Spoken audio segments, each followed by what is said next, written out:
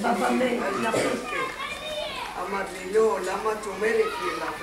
אמרתי לו, אין מי שיקח את ההורים שלי. אמר לי, אני אשים את אבא שלה, דוד שלה, בעלך, והוא ייקח אותה. וככה אבא שלי היה חלפון, ואנחנו פינטו. בעלי פינטו. נכון. כן. אז הוא סידר לו הכל, אמר לו, אתה יכול... שינה לו את שם המשפחה? שם המשפחה, כן, אבל אחר כך הם היו אני הייתי גם הוא סיפור לו שאני לשמור, את מכירה? כן, זיכרונו בגלל לברכה. שהוא יכול להביא את המשפחה שלי איתי. אז הביא את ההורים שלי, אני איתי.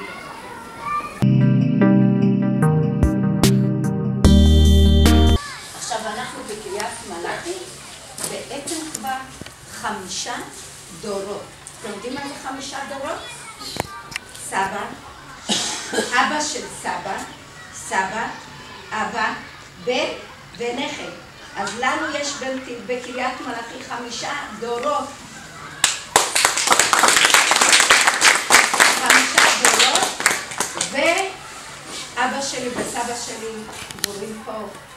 ואתם תיבדלו לכם ארוכים, וגם האמא שלי עוד חיה, ברוך השם, אבל סבא ואבא שלי, הם פה נקברו בקריית מלאכי, ואבא שלי מאוד מאוד אהב את קריית מלאכי, הוא גם היה יכיר קריית מלאכי, והוא היה בן אדם שחן הכירה אותו, סבא שמאוד אהב ילדים, מאוד אהב לארח, מאוד אהב את כל המשפחה, ולחבק אותנו ואחר.